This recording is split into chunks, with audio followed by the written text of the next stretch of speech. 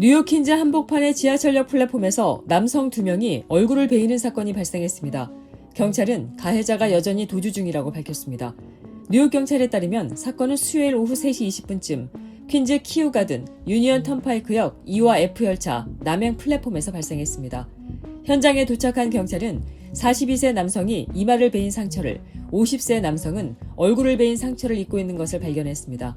두 피해자는 크게 놀란 듯한 모습으로 피를 닦기 위해 휴지를 대고 있었고 주변 승객들이 걱정스럽게 둘러싼 상태였습니다. 피해자 2명은 인근 병원으로 옮겨졌으며 현재 안정적인 상태라고 전해졌습니다. 사건이 어떻게 발생했는지는 아직 명확하지 않습니다. 경찰은 아직 체포된 용의자는 없으며 사건은 계속 조사 중이라고 밝혔습니다.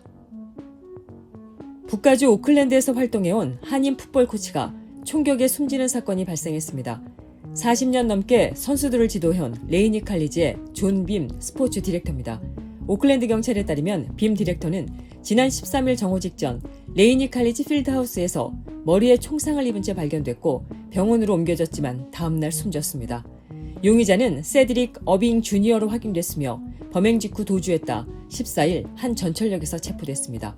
경찰은 표적범죄로 보고 수사 중입니다. 빔은 한인 어머니와 미 해군 출신 아버지 사이에서 태어난 혼혈로 1979년부터 코치를 시작해 고등학교와 대학팀을 이끌었고 2004년부터 레이니 칼리지에서 활약해 지역 챔피언십을 여러 차례 우승으로 이끌었습니다. 2020년에는 넷플릭스 풋볼 다큐 라스트 찬스에 출연하며 전국적인 주목을 받았습니다. 비보가 전해지자 지역사회는 물론 전미에서 추모가 이어지고 있습니다.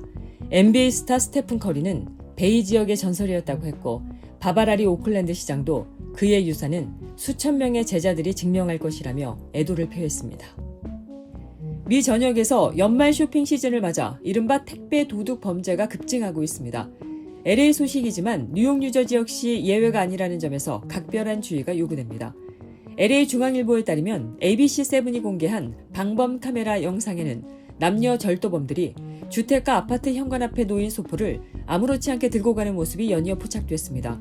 일부는 택배 기사가 소포를 내려놓는 순간을 기다렸다가 눈앞에서 그대로 훔쳐가는 대범함도 보였습니다.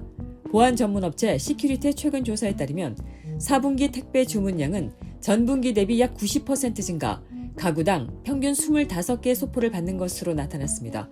또 미국 성인 4명 중에 1명은 한 번 이상 택배 도난을 겪었다고 답했습니다.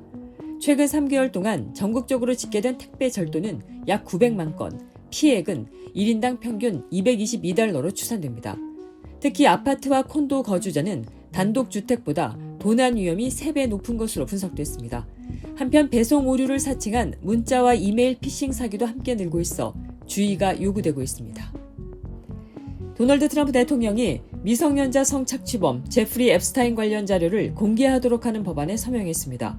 최근 앱스타인 의혹이 다시 불거지자 정치적 공경에 몰린 상황에서 나온 결정입니다. 앱스타인 파일 투명성 법안은 법무부 장관에게 앱스타인과 공범 길레인 맥스웰 관련 모든 기밀 기록과 문서, 수사 자료를 공개하도록 의무화하고 있습니다. 또 법 시행 후 30일 이내 누구나 검색과 다운로드 가능한 형태로 공개해야 하며 피해자 신원 등 민감한 정보는 편집할 수 있습니다. 이 법안은 하원에서 찬성 427대 1, 상원에서는 만장일치로 통과돼 즉시 대통령에게 송부됐습니다. 다만 뉴욕타임스는 중대한 예외 조항이 있어 모든 자료 공개를 보장하지는 않는다고 보도했습니다. 앱스타인은 2019년 성범죄 혐의로 구속된 뒤 교도소에서 숨졌고 이후 미국과 세계 주요 인사들이 연루됐다는 의혹과 함께 음모론이 계속 제기돼 왔습니다.